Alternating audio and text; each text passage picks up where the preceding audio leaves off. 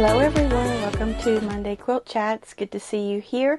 I am in the boudoir of the RV. Had to shut the door and let my husband work in peace out there. He's working during the day. So I decided to come in here and have a little chat with you. Things are going well. The weather has improved. We've been outside a little bit more, walking.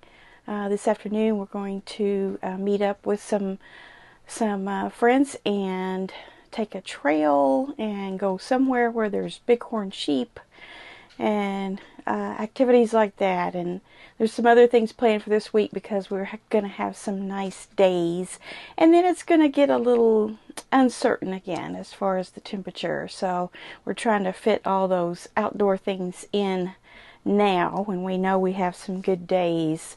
I wanted to point out that last week when I was sharing with you my planner, I did manage to fill that all out of the activities that I wanted to get done. And most days I had to do 30 minutes of the Hexie project, and I at least did that. There were times when I did hours of that. And I am paying for it. I get this pain that starts in my armpit and runs down the inside of my arm all the way to the tip of my fingers, and it feels like fire. Does anybody know what that is? It doesn't happen when I'm doing the sewing. It's usually like the next day. So anyway, I'm getting things done. Here, I'll show you. Here's what I've got done so far. And yes, I know I am so slow, but this is a slow project. So sounds like Blue wants in. Hold on just a second. Come on in. There he is. Did you want to say hi to the fine people? There they are. There's the fine people, the quilters. Oh, he's something else. But anyway, I definitely have renewed interest in this. At first I was, got started putting the hexagons together, and I was like, oh, this is hard work. And now I'm on a roll. And I'm starting to take out some of the templates there, so that makes it a little easier to work with. You can bend and fold and put it in your lap and add those hexies on there. And I think I mentioned before that I'm not going to make those rows of 10 anymore, although a lot of people do it that way. I think I would do better doing it individually, as some of my hexie friends are doing. So yeah, and then also the kaleidoscope, I had down to get some fabric for that, to finish that, and I made an error there. I went to that Quiltique quilt shop, which is gorgeous, by the way. If you're ever in Henderson, Nevada, definitely check them out. That is a beautiful, beautiful shop. And I was supposed to get 3 coordinating fabrics, and I only got 2. I don't know what I was thinking. I should have looked at the directions again before I went in the store, but I didn't. So now that I've watched the other sections of the class, the Bethany Reynolds class through AQS, I'm just going to need more room to do those videos for showing you how to finish that up. I need to have the camera above and way above so you can see a wider scope of how to do that. So that will be when I get back home. So I'm going to place that on pause for now, and for the next 2 weeks you'll have Wednesday videos of something else. So surprise, I'll be surprising you with that. So there will be Wednesday videos, but you just don't know what they're going to be. I do. I have a plan. And so this week, here's our week is empty. Got a glare there, don't I? Looks like there's a quilt show week in Daytona Beach, Florida through AQS. They've got those down there. I have a new quilt to show you. And let's read about this. It's called Aurora, 89 by 89. Marilyn Lidstrom Larson from Willow City, North Dakota. Using a center star designed by Edita Sitar, Marilyn designed the multi-piece border. Piecing is one of her favorite techniques, and this quilt gave her a chance to show her skill. It was machine quilted by Barb Simons. Marilyn was shocked to find that the red batik had bled into the backing when she washed it to remove the excess color, and the quilt shrunk as well.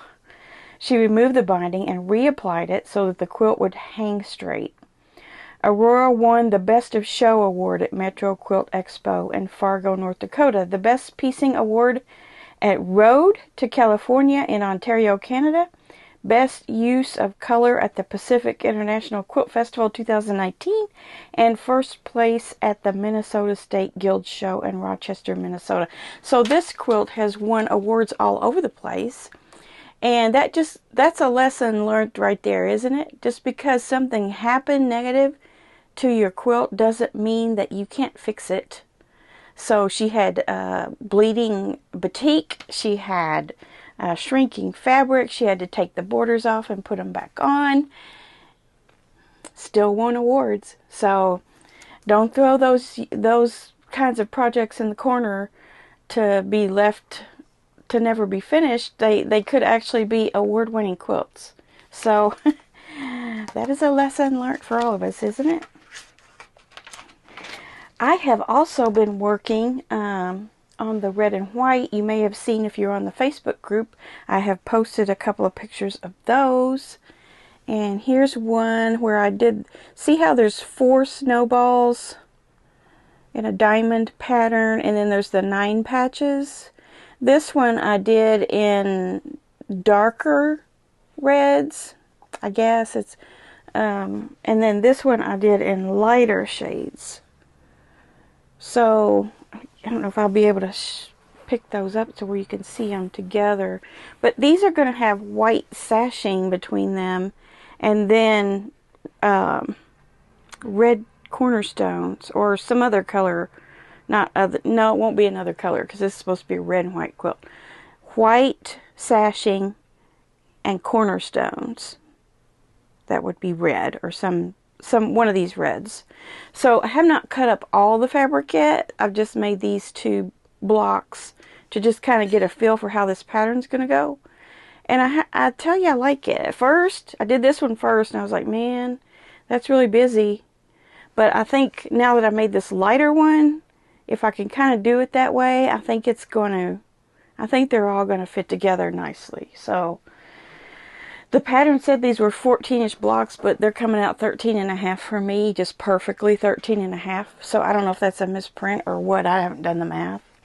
But either way, we're on our way to a red and white quilt. I have two done, and I have 14 more of these blocks to do, and then the sashing borders. So that's exciting, isn't it? If I need more fabric, I'll let you know if you want to participate in adding something to it. I think I might have enough.